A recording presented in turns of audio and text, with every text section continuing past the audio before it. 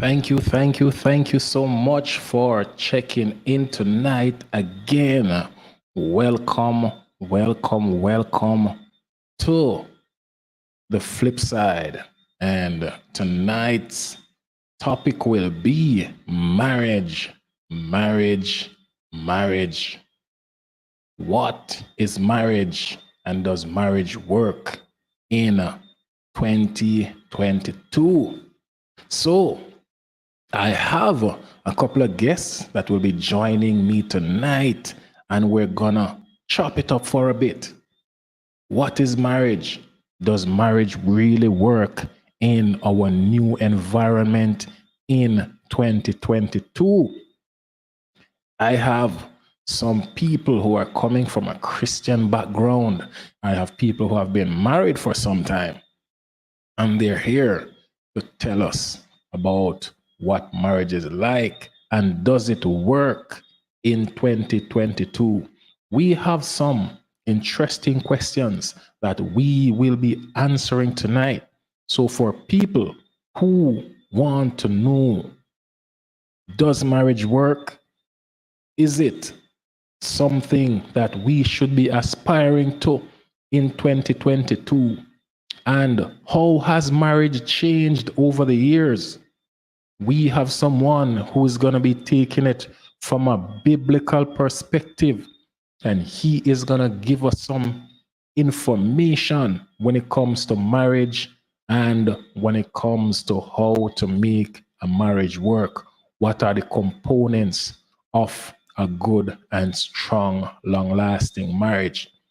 If you're joining for the first time, as you come in, please click on that like button. And also, if you're here for the first time, click on that subscribe button. And don't forget to also press on the notification bell so you can be informed. You can be the first to know whenever I go live on my podcast.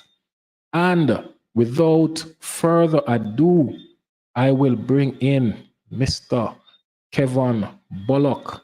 He has been married for some time, and he is one of those people who stresses the importance of marriage. Why is it so important to get yourself married and present yourself in the right way? Welcome, Titanium. I know you'll be here, brother. You're always here showing your support. Thank you so much, man, for checking in. All right. We have the StreamYard link up top. So if you want to join, you can always join and we can have this conversation.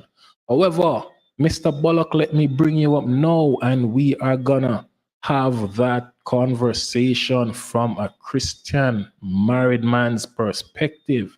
Here we go, sir. Welcome, man. Welcome. Nice having you here, sir. How are you doing? Thank you, sir, Damien. I'm doing good. Good, Nice to be man. on the program. Nice to be on the program tonight. Nice to be on the program once again. Because Yes, remember, you were here before. You have been yes, here before, and we had a real good conversation back then. And it's my pleasure to have you up here a second time so we can speak to something which you are well knowledgeable about, something that you have been a champion for throughout these years. So thank you so much for being here. Welcome, Sue Ann. Thank you so much for checking out. We're here, and the link is there. So if you feel the need, let's have your perspective as well. All right, good. So, Kevin, yes, let's sir. start. Let's start with the first question we have here. What is marriage? Okay, folks. So what is marriage? I mean, there are many definitions out there for marriage. There are some modern definitions that some of them I don't quite agree with, but nevertheless, I will give you my perspective and what I think marriage is, and also the biblical definition of what marriage is. So, marriage, in essence, is union. It's a joining between a man and a woman. That is the simplest definition for marriage. It's uniting a man with a woman and the two becoming one. That is the simplest form of it. I want to let you know as well that it is also the first institution, even before there was, so to say, family which consists of children. There was marriage between Oh, the first persons in the human race, Adam and Eve. The Almighty God, the Creator, joined them together Himself, and both of them exist in a union, which we oh, call marriage. okay, great. So I observe you mentioned that some of the modern day terminologies of marriage, you know, it is not consistent with the base of where your belief is coming from. Yes, sir. Because one such modern day definition is the love between two persons, the love that two persons have with each other, and that love caused them to come together. So it's not really outlining the fact that it's between a man and a woman, Okay, as was okay. as was the original intent. It's just saying, well, if two persons love each other and are joined together, then they are married. Okay. All right. So how would you where would you place what a lot of people what we have now in many societies what they consider as what is considered common law marriage? Or where would you factor that in, or does that factor in for you? Well, well, common law marriage is really acceptable in society, but when it comes on to the original intent or the original institution, it's what God has joined together, and the Bible says, "What God joined together, let no man separate." So um, it has to be in the context where it is approved by God to be classified as really the authentic thing. Okay, great. I have a comment here. Someone is agreeing with you totally. Common law is not marriage. Sorry, not sorry. So where this person is coming from, so on, what she's saying is that the common law marriage that a lot of people are glorifying to a certain extent right now, that is not marriage. So I think she is 100% advocating for what you're just saying. It has to be from a biblical perspective and in line with what God has ordained. So Yeah, that's where you're coming from. yeah. Think about it this way: if I was the one who create a particular institution, for example, I am the owner of NCB Bank, and I give some stipulation to tell you that um, this is the order in which you're gonna bank your money, and this is acceptable, and you choose to do something different. I can reject you because I'm the one who create the institution. So the institution of marriage was created by God Himself. So He's the one that really approves whether or not this is right. And so the different ideas that we might have, if they don't line up with what the author of the institution says, then they are just our our our formulation of what we think it should be. Okay, okay, okay. Understood, understood. So, based on your understanding of marriage as it is now, all right, because if you look at the statistics, both from Jamaica and on an international scene, we're seeing that the marriage levels are going down. Less and less people are getting married, less and less people are staying in a long-term marriage. Less and less people can actually maintain a marriage. So would you say that marriage still works? I would say that there is nothing wrong with the institution. There's just things that are wrong with the persons who are joining the institution. Because there are things that the persons who are joining the institution have to know. Just like, for example, you are going to study to get a bachelor degree. There are things that you have to know in order to get that qualification and in order to become successful. So, if you're going to um, look at the institution of marriage, you must know that there are things that you have to do as a person to succeed in this institution. So, nothing is wrong with the institution itself. It's just people who are not ready for marriage, putting themselves out there, and they're not ready for the commitment. That's basically your stance. Yes, and we will look further in that as you go on tonight. We will look further in that. Okay, okay, wonderful, wonderful. All right, cool. So marriage still works. So for those of us who thinks that marriage is a failing institution and there is no need for people to get married anymore, marriage still works. It's the people who are getting into the institution who are not ready for marriage and not showing the commitment necessary to make it work. I have another comment here. It says, once you are ready, mentally, emotionally, etc., and put in the work, then yes, marriage works.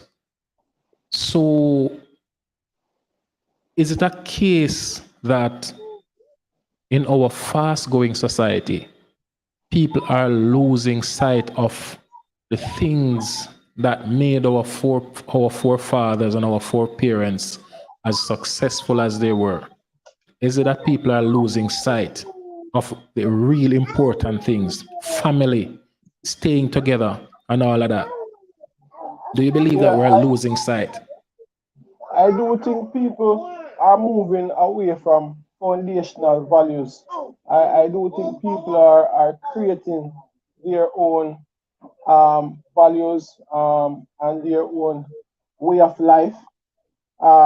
So if we are going to bring forward this institution that is called marriage, there must be that we bring across also some fundamental principles that govern the success of this institution. Because with every institution that is developed, there are fundamental principles that govern the success of that institution, and we have to follow those principles in order to see the success in this time and the relevance in this time, because it's never outdated. The principles are the same. It's never outdated, but it's the application of them that sometimes we feel to adhere to, because they are somewhat challenging and it somewhat seem to be archaic, um, and it seemed like sometimes the modern day persons saying that that's not for them. Okay, okay, okay. So, because here is what I believe though. I believe that marriage in itself has, and it can be a case that marriage in itself has changed, or is it a case that people's understanding of marriage has changed? Because that is also something we have to consider. Has marriage changed, or is it a case where the people's understanding of what marriage is has changed? Because if you're a person who follows the Bible and what the principles you see displayed in the Bible, you don't generally see them displayed in many unions now. You know, and there are many ways you can look at it. You can speak about who should be getting married. you can speak to, and this is even something that is happening in many countries right now, where there's a certain steps you have to go through before you can get to a particular space. In some, you call it the transition from boyhood to manhood. You know, there are certain steps you have to take place. So is it a case that we have lost the fundamentals of what a marriage is? And just before you answer, let me just get to a comment here. It says most marriages don't work for quite a few reasons. One of which is it is also a religious based union done in front of God with vows being done by ungodly persons who don't even believe God is real. So I believe this comment basically answers my questions. We have people who don't understand the concept getting into something that they literally don't understand. Would you agree with that one? Yes, I do agree, because we enter into it ignorantly, and it is said that you should not, it's not supposed to be taken lightly. It's not something that you should enter into without knowledge. So we should get the knowledge of how it works, of what are our responsibilities as a husband, what is responsibility as a wife. And there are guidelines. There are guidelines that is there set out, that we if we adhere to them, then it will be manageable. I mean, it is challenging. It is a challenge. Marriage is a challenging place, because it is two persons of different interests, sometimes different personality, trying to unite. Is like you're gonna have friction. You're gonna have a fusing that take place. It's like two metal. Think about it like when you're welding two metal. In order to weld it, you have to have fire. And marriage is hot. It's a hot place. It's a fiery place. You know. So if you can't deal with the fire, if you can't deal with the heat, a lot of people run, because them can't deal with the fire. And understand too much. The fusion that has to take place is not easy. And some people, when the fusing start to take place, when you start to rub each other, they say, boy, I can't deal with this, so I don't think this thing off me, and them cap out, so yeah, go ahead. I don't think you could have said. I don't think you could have said it any better, honestly. What you say is like you have to weld the steel, and it takes a lot of heat to make the joint complete and make the joint strong. Yes, man. Yes, man. All right. Let me shout out a couple of people in the chat. Welcome, Titanium. Brother, you're always here, always showing love. Suwan, thank you so much for joining. Unequal Perspective TV. If you are subscribed to Mr. Neymar, you should be subscribed to Unequal Perspective TV. So go over there and click on the subscribe button. They have some wonderful topics to speak on a weekly basis. Tev B, VIP Tev B. Yes, go over there and subscribe to VIP Tev B as well. It says marriage is more work, not less work. And many people, so the thing I'm getting to understand is that many people go in with the wrong expectations. Because for some people, they believe that marriage is the end goal, whereas marriage is a starting point. Someone said quite recently that when you're at the boyfriend and girlfriend stage, you're just warming up. The race hasn't started until you get married. Would you also subscribe to that part? Yeah, because really and truly, when it said that you will only know about, initially you will only know about 10% of what you should know about the person. But when you actually make that commitment to be married and live together and raise a family, then all the guts, so to say, come out. you know, all the other 90% come out, and that's when you really see the true person, you know, and there and then you have to decide how you're gonna navigate through this.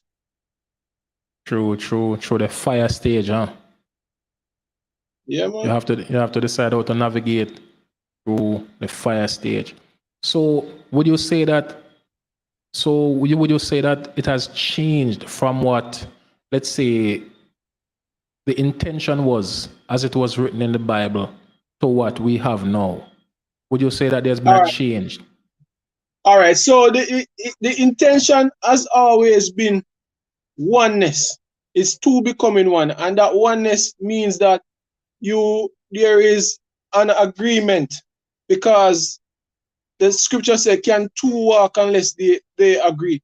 So when you come into agreement that this is the direction that we are flowing into, this is the vision, right?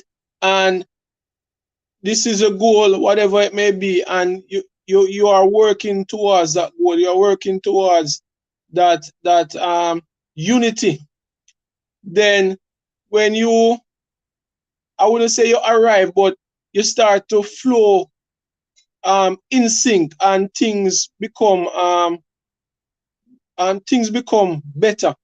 And so it's not a place as in the modern time where people try to fulfill their own agendas, because a lot of people Mm, married nowadays. A lot of people married nowadays to fulfill they go in with a lot of agendas or a lot of expectation, and when those agendas or expectation is not met, that's where a lot of conflicts start and persons begin to pull apart. But it's actually being able to lay down um your who you are, and the other person laying down who they are, and something now beautiful begin to form, where it's that what the Bible describes as two becoming one. So it's no longer what I want, it's no longer what you want, but it's what we are working on, or what we are becoming together. okay, understood. So we have established that marriage in itself is a work in progress. Is a case where you have to get up every day and take another step and ensure that the other person, because as you mentioned, two can walk together if they're not in sync, if they don't agree. So there are certain things that you have to do to ensure that not you alone benefit, but your partner benefit as well. Your wife benefits from what you're doing. In everything you do, you have to think about her. So with that being said, let's go into some things that you think must be present in a marriage for it to work. If you were to say 5 things that must be present in a marriage for it to work, because I mean, sometimes people get into the union without an understanding of what it takes. Because it's like driving a car. You go in the car, you want to drive the car, you don't understand the things that are necessary for the car to move from point A to point B. So if you were to highlight 5 things that you think are necessary for a successful and long-lasting marriage, what would you think? All right, the first thing that I would ask, what is my purpose for being married? And that will tell whether or not you will have a long marriage or a short one. Because if your purpose is not, I would say, love, which is the number one thing that I would highlight, love, um then you're going to find yourself into serious trouble as you go along, because only thing can stand the test of time is love. When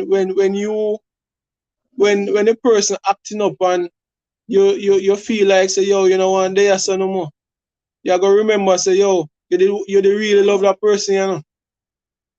Even when that feeling disappear, you go remember, say, yo, in at the beginning, when you marry that person, you make a commitment, you're going to love them. And love is not just to say, I love you. Love is showing tenderness, even when the person deserves your tenderness. You understand? It's showing patience. It's showing kindness.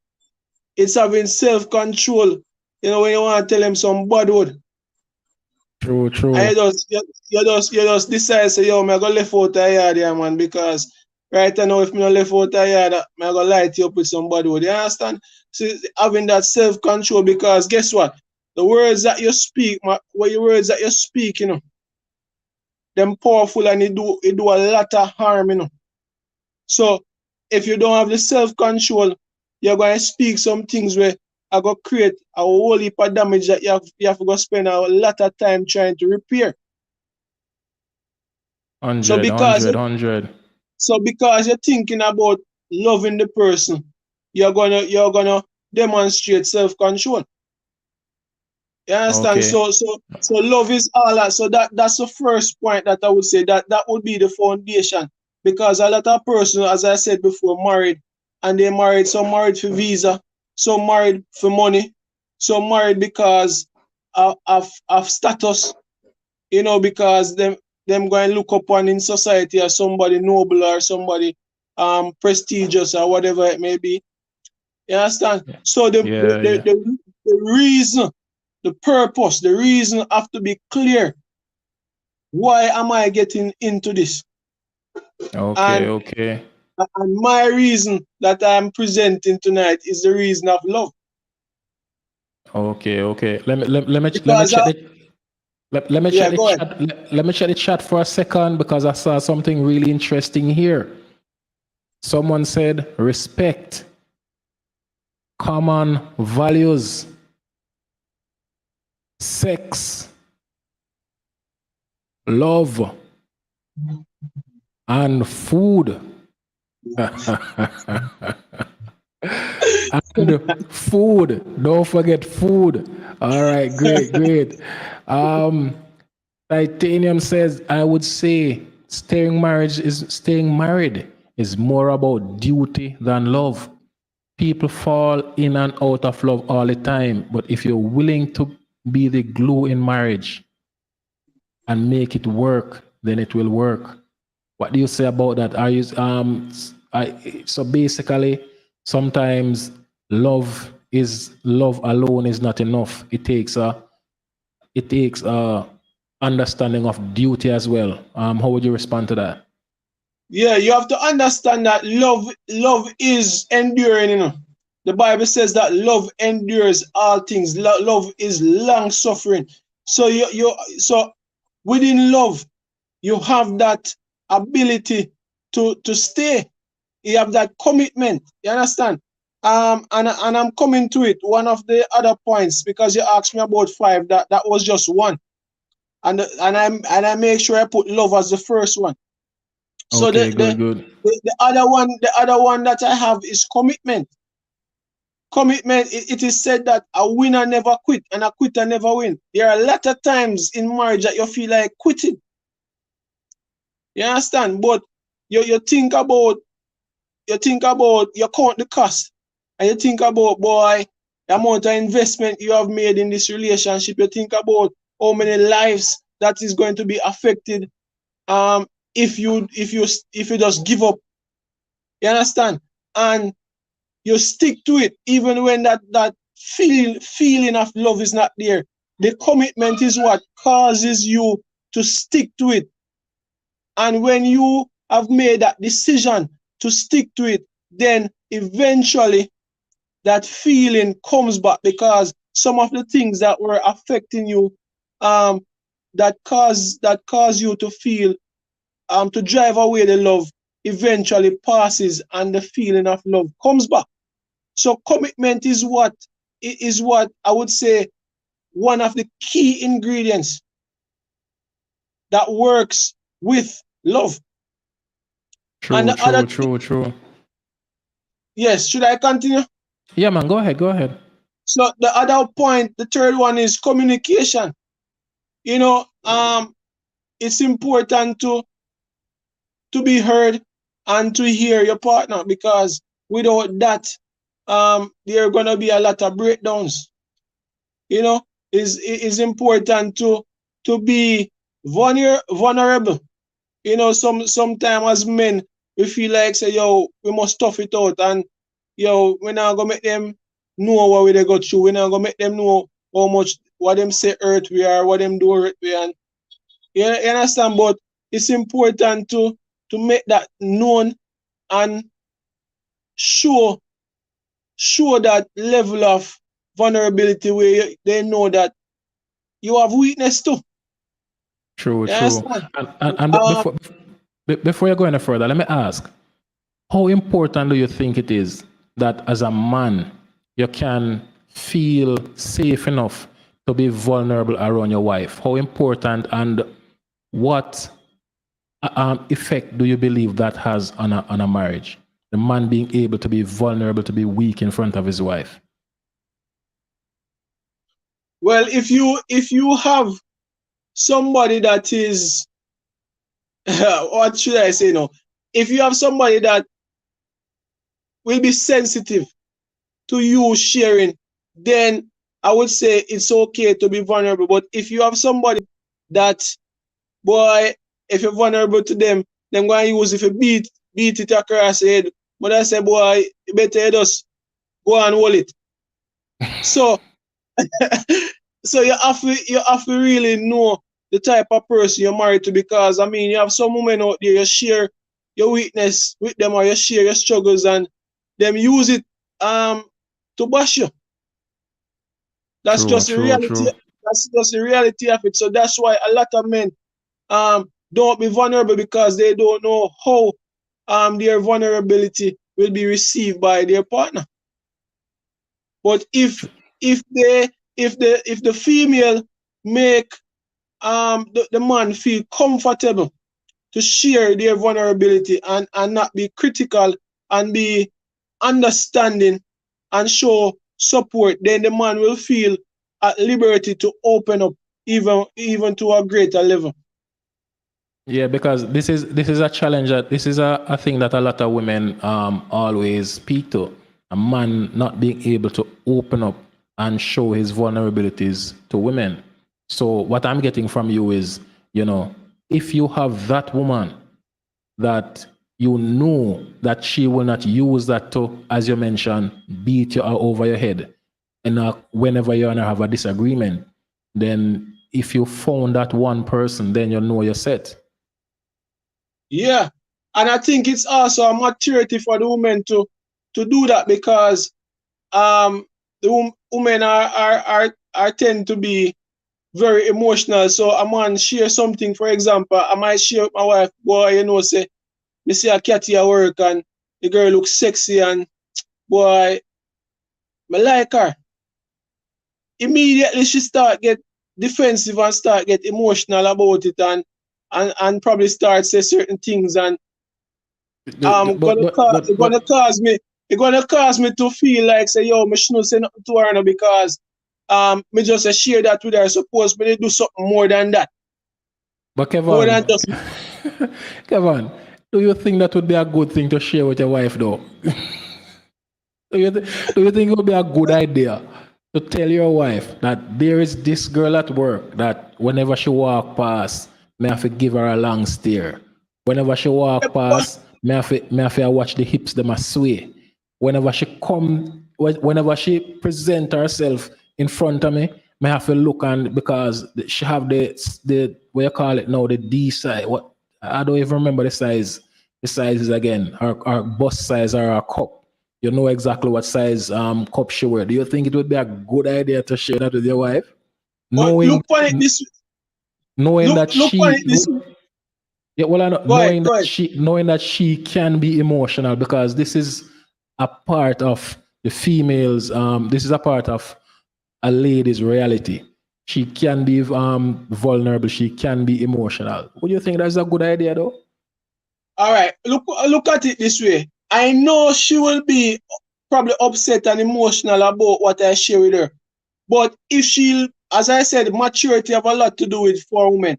If she learns how to reserve her judgment and learns how to facilitate my weakness, then it would put me in a place where I would feel there would be a level of accountability that I would feel at liberty to come to her with my struggles so that it don't remain in the dark. Because it's when stuff remain in the dark, then the problem get even greater. So I think women, and this is just my perspective. You can object, or other women on the group can object. But this is just my perspective, that when a woman really becomes that level, becomes mature to that level where they can hear their man, their spouse, what they are struggling with, and facilitate that discussion, even though they might feel a way about it, but facilitate the discussion so that some level of accountability can be there. I think that even create more harmony in the relationship more than discard. Okay, great. Let me check out the comments a bit here. An Equal Perspective TV, big up to you, brother. Kevin dropping bars. A winner never quit, and a quitter never win. Facts.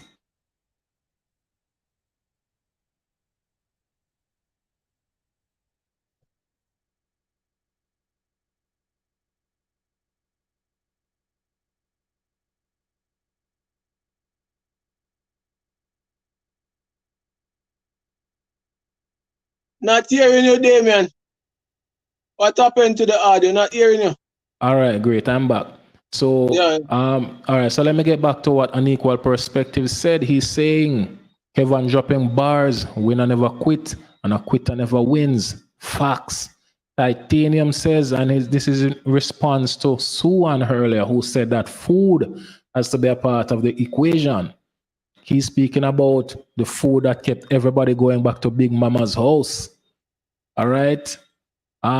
Wally says, love is the long road, not the short one. And that goes back exactly to what you were saying as well. You know, that you have to make certain sacrifices. You have to, be available and do whatever it takes to make it work. Wally went on to say, most people say communication is the number one thing in all forms of relationships.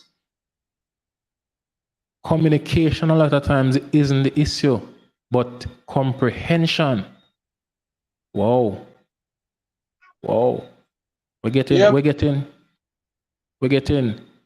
as she should at your work, to work, not your.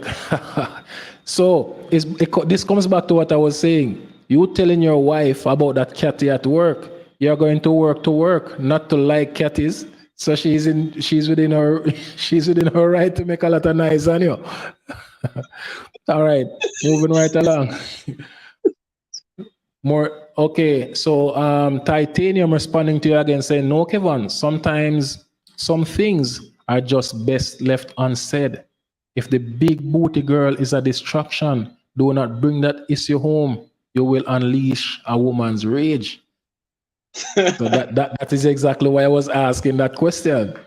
All right. I don't agree. My perspective is bring your weakness to God, not her. God can fix that issue, not your wife. She will feel better off. Okay, she will feel well off. She will feel well after she knows God has helped you. Whoa. Welcome. Guess who is in the house? Good evening. First off, I see you doing a lot of work, sister. You're doing a lot of work in the YouTube streets here. Much love and respect to you. Much love and respect. Thank you so much for dropping by and showing some love. Thank you so much for coming in. Okay, so Kevin, we were going through some of the things that you think are necessary.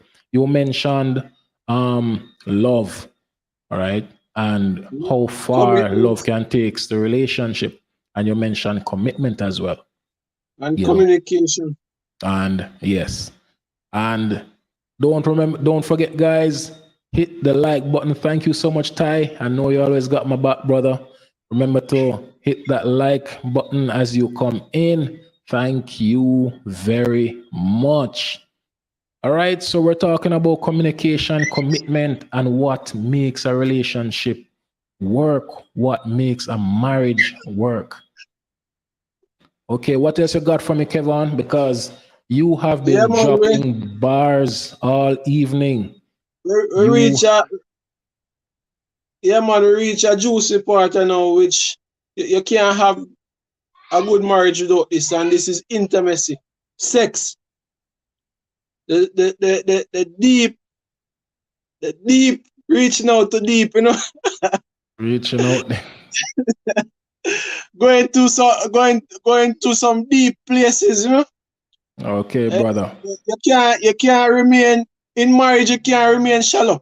Shallowness is for the girl where you just sit down on the street and you get a one night stand.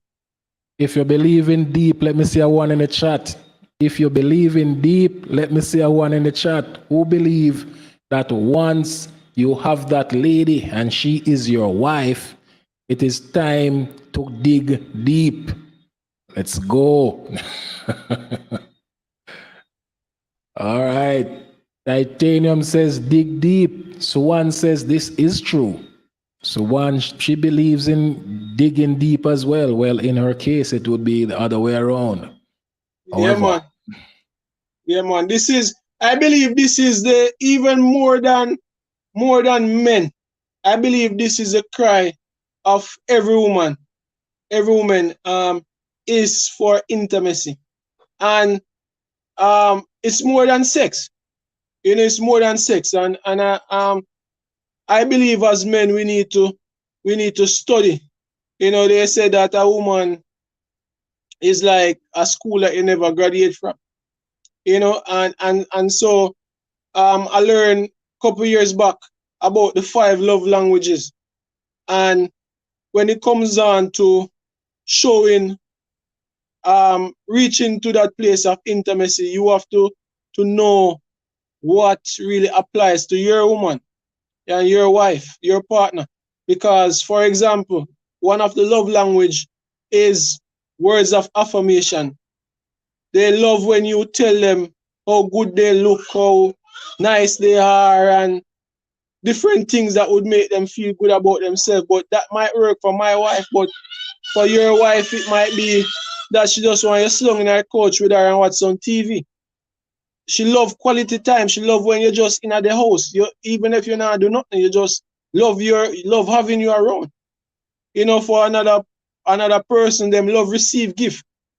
Every time you go down the road, and even if you buy them an ice cement or you buy them a chocolate or you buy one underwear for them or something, them feel like say, yeah, him check for me. okay. So intimacy goes far beyond. I dare to tell you that intimacy is actually meeting the soul needs of the person, and I'm not talking about soul as in one, but SOUL, meaning that you go deep.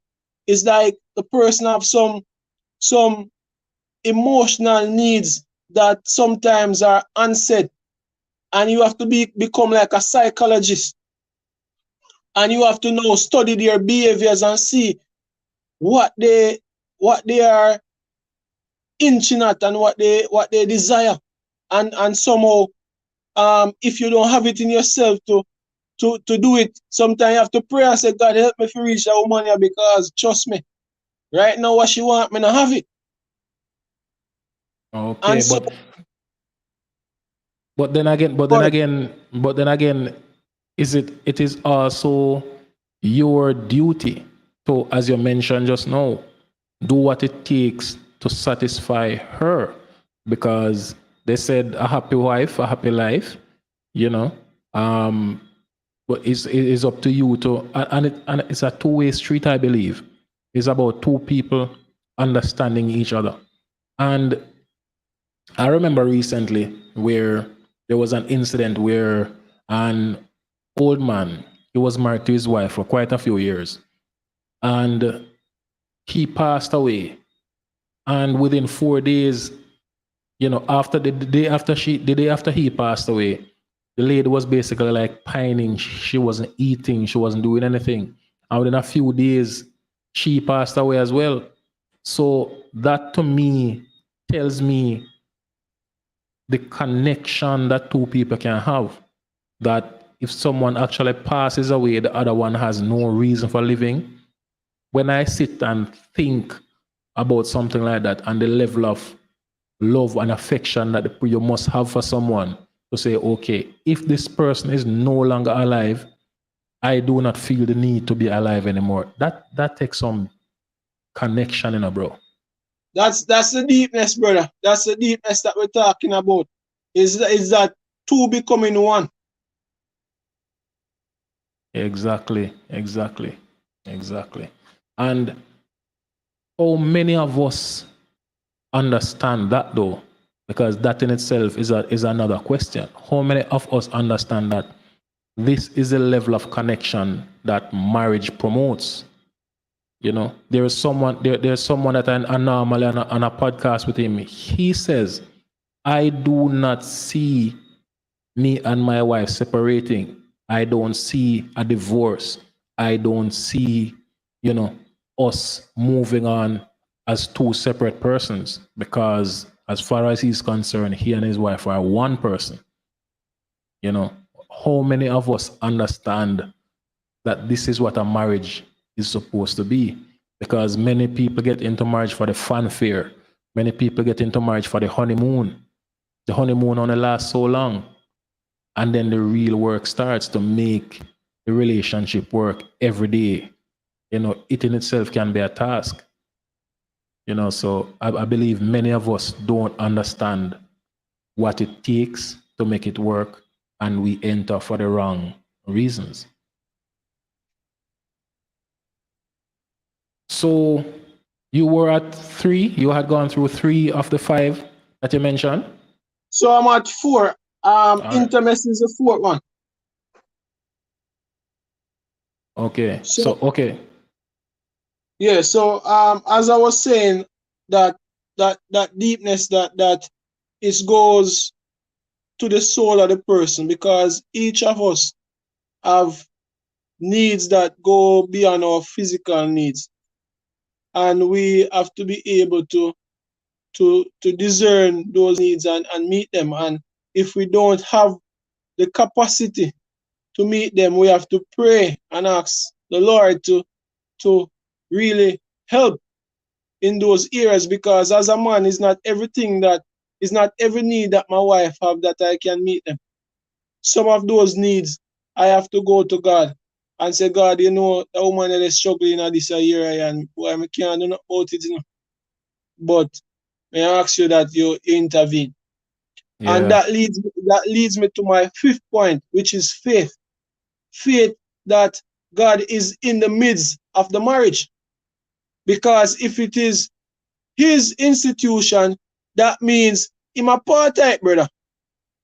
And that is why a lot of marriage gets so much fight, because God is a part of it. And anything that God is a part of, the devil or the enemy, whichever way you want to put it, him no want to see it prosper. Him go do everything to mess it up. True. And so that's where we have to recognize that faith is important. There are times when, as I said, you don't know what to do because things get so challenging. Things get challenging in the finances, and that can cause even break in marriage. Things get challenging with the kids. Things get challenging regarding the emotional health of your spouse. And there is only one place you can turn to, and that is God, because you have to cry out to him for help, because you don't have the wherewithal or the capacity to meet those needs or to overcome those challenges by yourself. And so we have to recognize that God is the third. They say God is the third person in the marriage. I would dare to say that he is the foundation of the marriage. True. And so we cannot forget that, because it was instituted by him. So that is my 5 point: love, commitment, communication, faith, intimacy and faith. Okay, good. And what you said just now goes back to something that was mentioned earlier. Common values. You know, if you have a case where these are two people who strongly believe in their faith and their religion, you know, then there is a greater chance of it working out. All right. I want to highlight a comment that I put on screen a bit earlier, and it goes to something that I was speaking to just now. Red Lipstick Vibe, thank you so much for checking out, miss. Yes, my parents are like that. My mom passed last year, and my dad said the only reason he's holding on is because he wants to make sure I was okay before he goes to be with mom.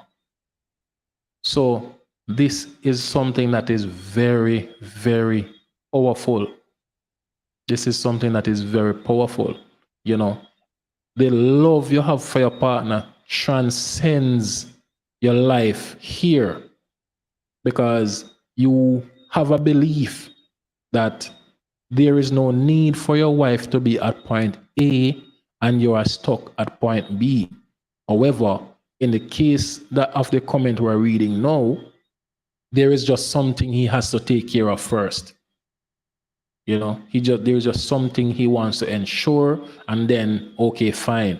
I am going to be with my wife. My marriage transcends life on earth here. And this are some powerful thing. That are some powerful thing. So, you know, I believe the reason because you mentioned earlier some of the challenges that people can face in marriage. And you spoke about finances. And based on statistics, that is one of the main things that cause divorces. This is one of the main things that cause a breakup in marriages, you know. And it's sad to believe that this, if marriage is something that is ordained by God Himself, it is strange. I can't find the right word right now. It makes no sense for something that was made by man to be the main reason that something that was made by God to not work. You mentioned the enemy and all of that coming into the mix. You know. So one more comment here, especially in the States, that's a big reason. Money being the reason for the breakup of marriages. Because I mean, the truth is, yes, we have to live, but I believe once you make that commitment, it is a commitment for two people because the vow says until death. So whatever happened, the expectation is that I'm gonna work it out. You understand? Not until we find fault. Is a term we normally use here in Jamaica. Until we find fault. You know, it's until death do us part. And I believe many people are losing that aspect. So with all the pitfalls that are there in marriage, right? With all the pitfalls that are there in marriage, how does one know that he or she is ready for marriage? How do you know within yourself that you are ready for marriage? All right. I believe that there is no right or wrong answer to this. I think it's when I think about it, it's your preparedness. Your preparedness, because I think once you have come of age, you can be married.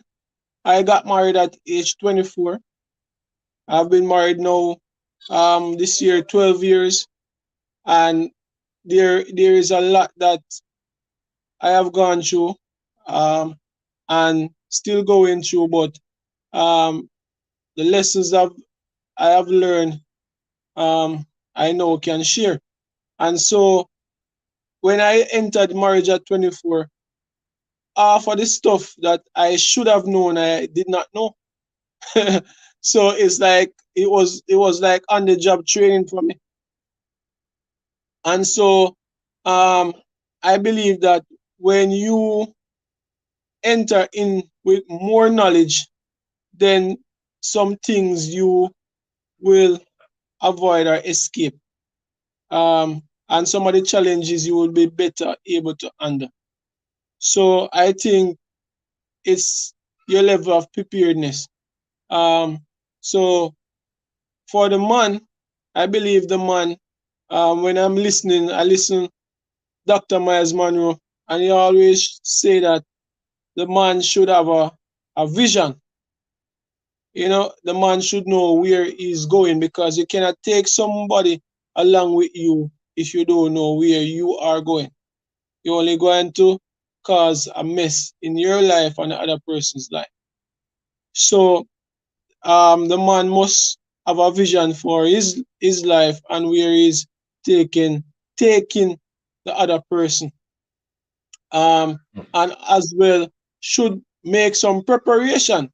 You know, I lived at my mother's house. I had to move out, get some furniture, rent an apartment, because me can't carry woman wife go my mother's house, because the Bible says a man shall leave his mother and father and cleave to his wife, and the two shall become one. So there is some level of leaving mommy breast have to take place. That means you have to be responsible. You can't be depending on other people to take care of you and take care of your wife. You have to know, be in a position where you can take care of yourself and take care of somebody else. True, And, true, and true. yeah, so you might not have everything you need in terms of finances and in terms of all the knowledge that is necessary, but I believe that you should have some. You should have some, so that care, because you're caring for somebody else, and you're True, taking true. somebody else, and you're taking somebody else on a journey. So you should be prepared. And for the woman, I think the woman should learn how to become a woman, because when I say become a woman, I believe that women are supposed to learn how to become wives, because wives are formed. The character of what a wife should be is formed, because first character of what a wife should be is submissive. And you have some woman, you can't tell them nothing, and you're not Boss, ready to boss. become you're not ready to become a wife yet if you can't learn to submit. And by submitting, I don't mean that everything the man say you have to listen, but you have to recognize that the man is the head, and that's just how God made it. The man is the man. God speak and give the man direction and give the man wisdom, and he is the one that is leading the family, and you have to be able to trust that leadership as a woman and submit to that leadership.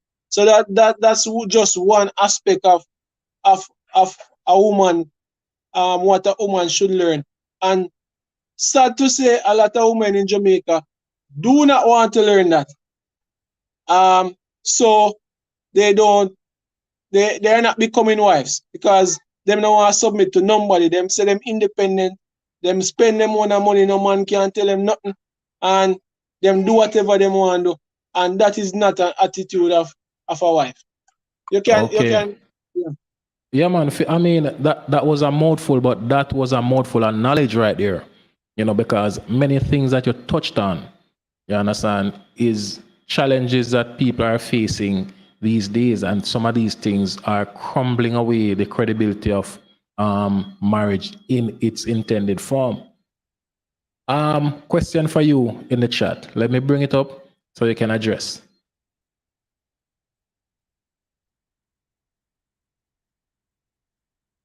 So, is your wife your age group or younger? I am exactly 4 weeks older than her.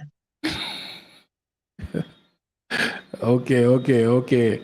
Wonderful, wonderful, man. So, I mean, as you were saying, you know, we are in an age now where there are so many, and you mentioned it as well.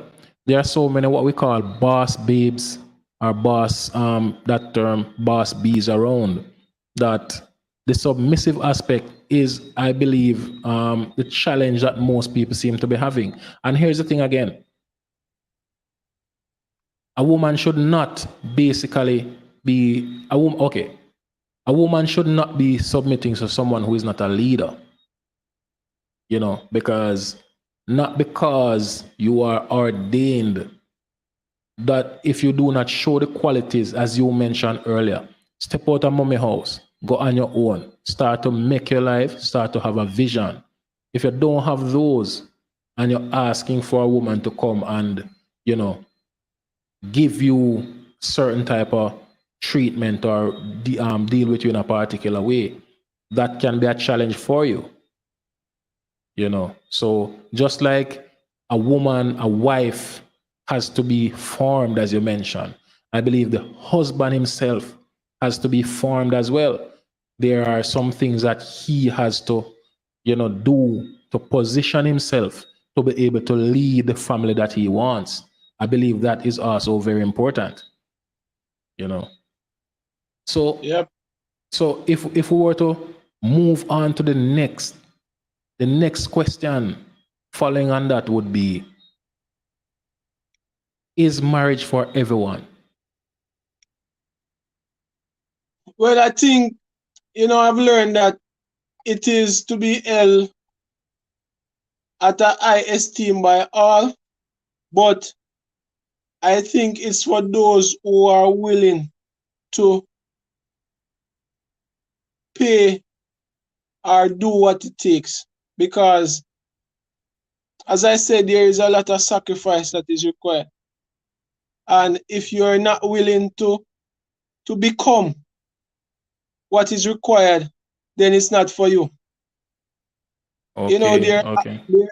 there has to be that willingness to become that, for example, the Bible says, husband, love your wife, like Christ loved the church and give himself for it. Now let's think about that analogy. The church that Christ died for was a rebellious. We were a rebellious people in sin, never want God or never care for God. And yet he died with the intent that one day we might see that his death was a demonstration of his love for the church, right? And think about this. You have somebody and you are not willing to give up certain things in your life for the betterment of that person. You're not ready for marriage. It's not for you. So there is a level of sacrifice that is required, and if you're not willing to do that sacrifice, then I would say it's not for you. So that's why I said it's not a light thing, it's not a simple thing. It's a thing that is highly esteemed. Marriage is an institution that is highly esteemed, that one has to be mentally prepared for, and not just mentally but also emotionally prepared for. And as I said, I was prepared in the process because I entered into it because I was burning. You understand?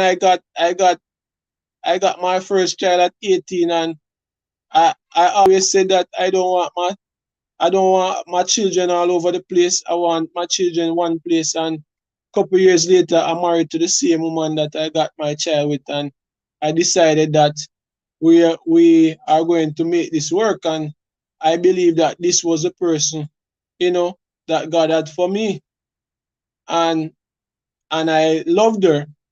And so we jump in. It's like jumping off into deep waters, not really knowing exactly what would happen. But as the challenges came, we worked through it, and compromise had to take place, sacrifices had to take place, and so forth. Because if I was not willing to do that, then I wouldn't be married today. So I would say marriage is for me because I am willing to do what it takes to be married. So for the person who is not willing to do what it takes to be married, then it's not for you. Okay, good, good, good, good. Very well said, sir. Very well said. Sandrine says you're right, Kevon. It's not for everyone. All right? Because it takes work, something you have to work on daily. So it's like it in itself is a job that you wake up every morning and decide that you have to do this. What are the things that I need to do to ensure that my wife loves me the same as she did yesterday or the same as she did when we exchanged vows? Welcome, Rashawn. Good to see you here, man. Thank you so much for joining. Welcome, Sandrine. Thank you so much for joining. Remember to click on that like button as you come in. And if you haven't done so as yet, try and check out that subscribe button. It is free and it is wonderful.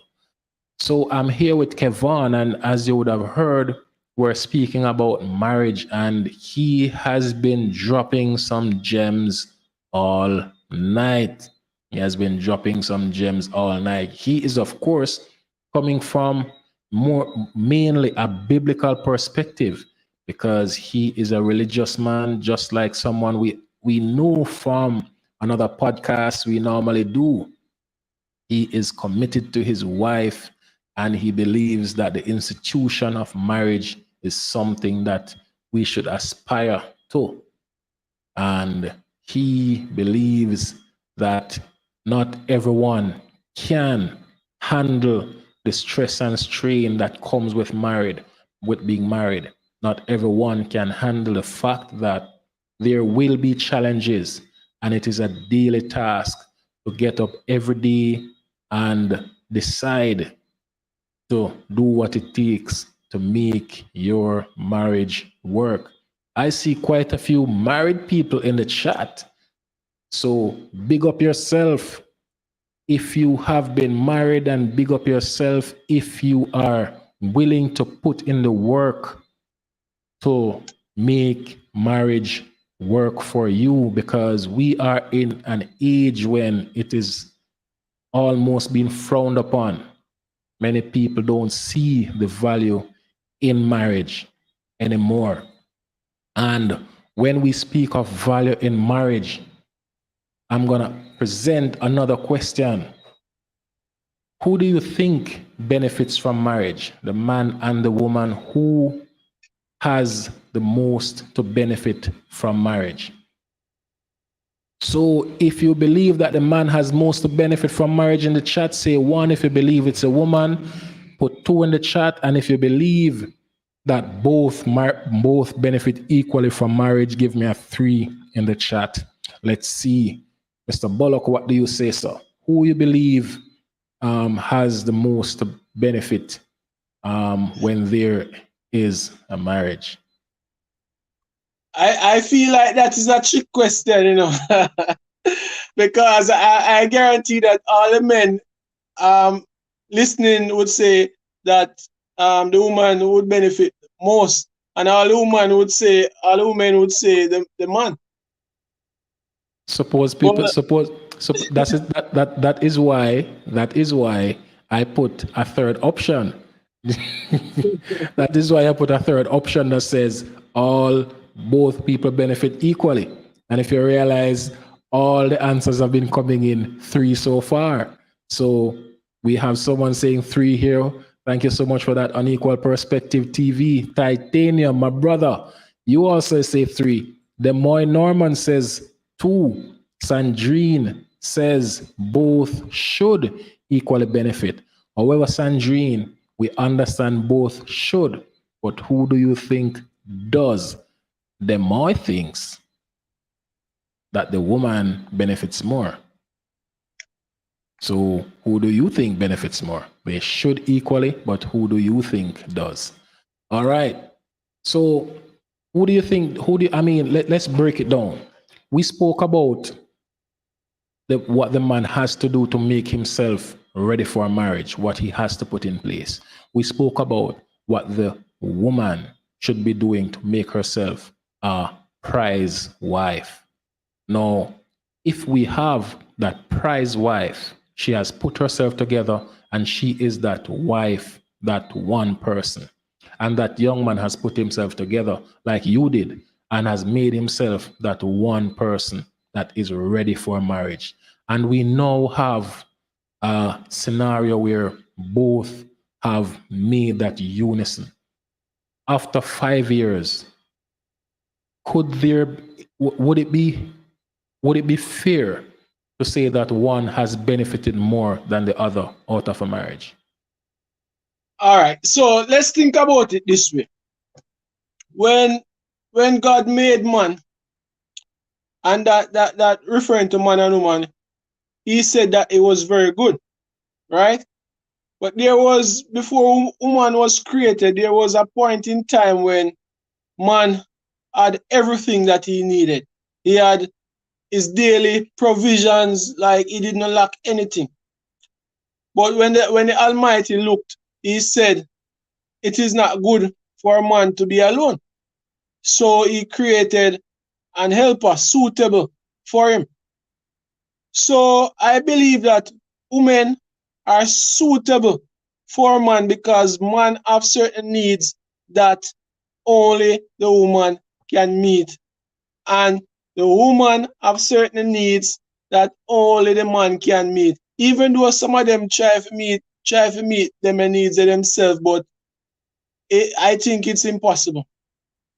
And so the answer would be that there is mutual benefits from the marriage because of the way we were created. We were created to need each other.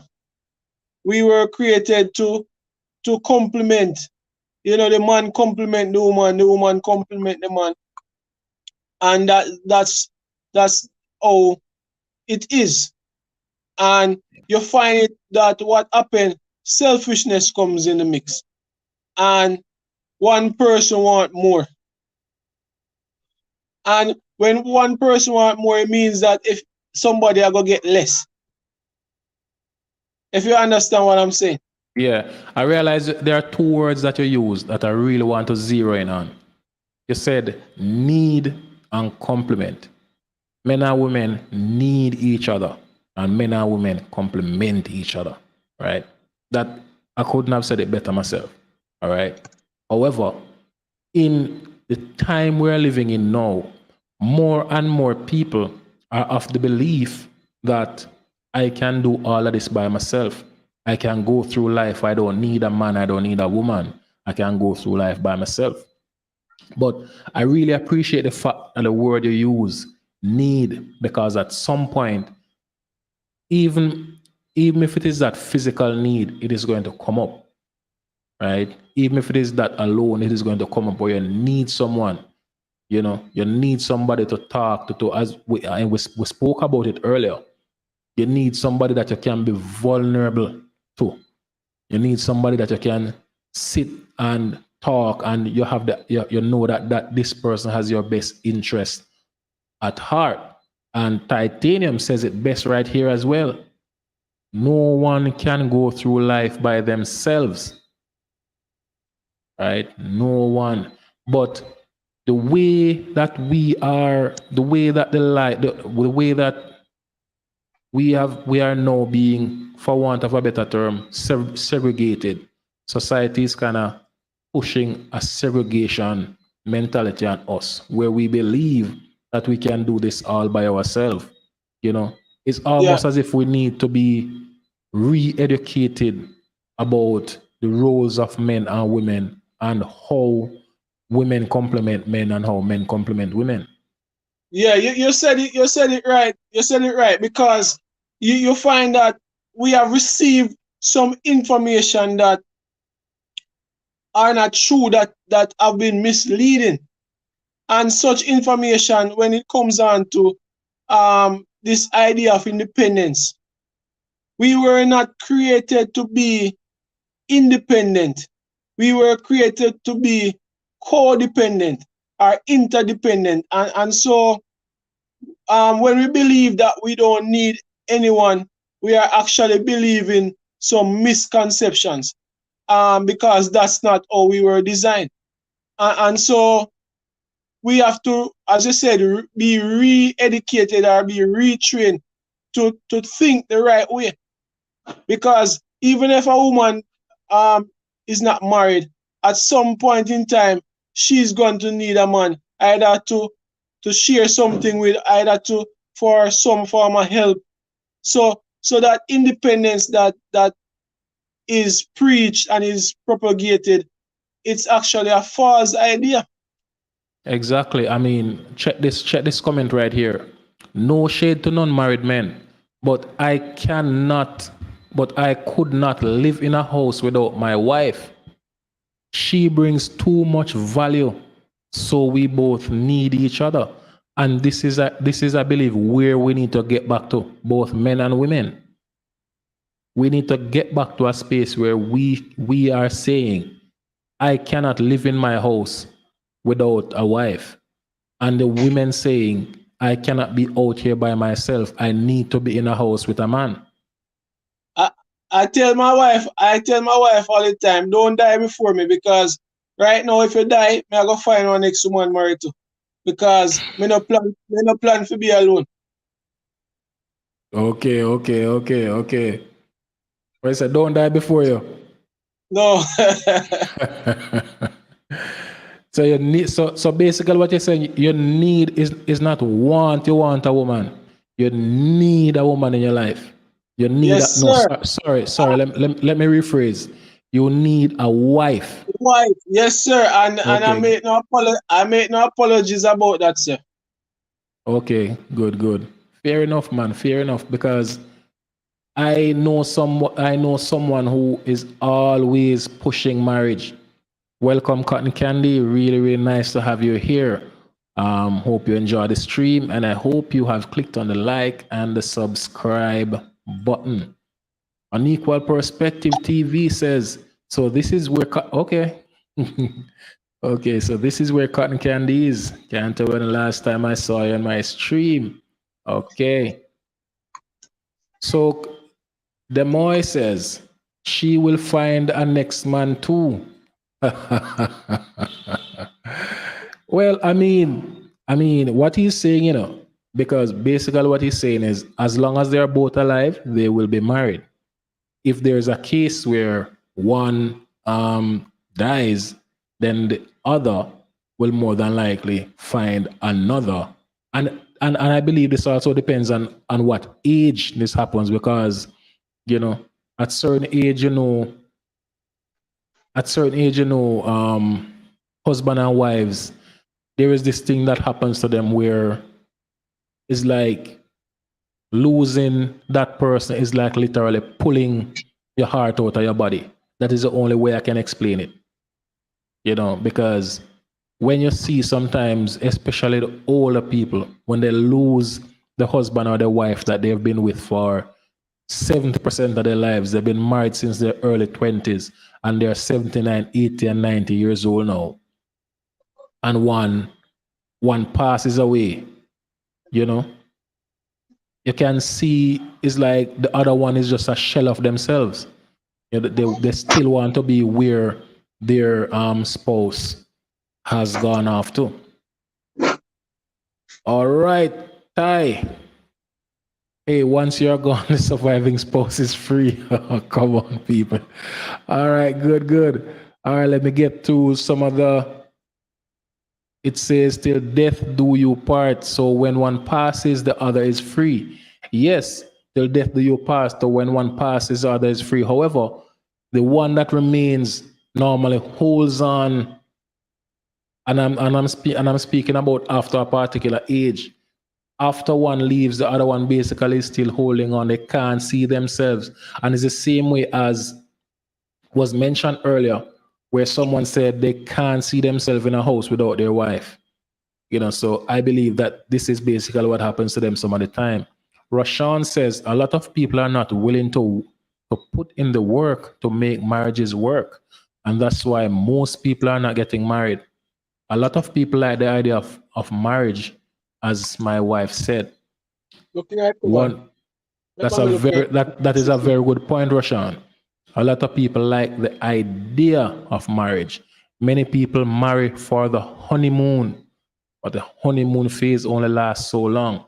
After the honeymoon phase, you have to get back out there in the fields, so to speak.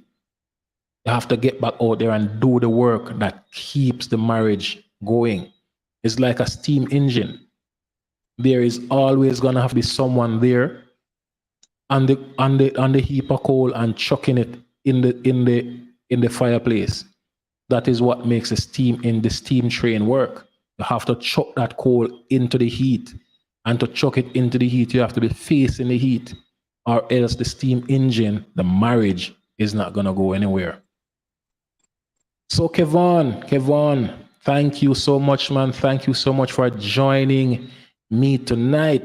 For all you guys in the chat, before you leave, please, if you haven't done it so far, click on the like button. It is free. A friend of mine normally says, click on the like button. If you haven't done it so far, go ahead. And if you appreciate the content that we are bringing forward, please go and click on the subscribe button. I have another comment here. True, Mr. Neymar, the surviving spouse become a shell of themselves after one passes. I saw that with my dad after my mom passed. Exactly. And this is like the third instance when we're getting this now, where one passes away and the other one is just like a zombie walking around waiting for their time to come. You know, and these people, this comment right here can tell you the power of marriage, the power of finding that one person that you want to spend the rest of your life with. And if that person is not there, you do not feel the need to be functional anymore. This is what love does. This is what commitment does. And this is what we all should strive for. Before you leave, please click on that like, click on that comment, drop a comment in the chat before you leave, and click on that subscribe button if you like the content. Titanium. I had a friend whose parents died in the same week. They had to have a double funeral. Now, this is something worth talking about. Marriage does this to you. Love does this to you. 50, 65 years of marriage does this to you. There is no need. You don't want to be anywhere else. And these stories keep coming out, and it's good to see them here. Thank you so much, Ty, for checking out. We will be on Lady Amethyst channel sometime later. We definitely, will be messing about. So thank you all for checking in. Have yourself a wonderful evening.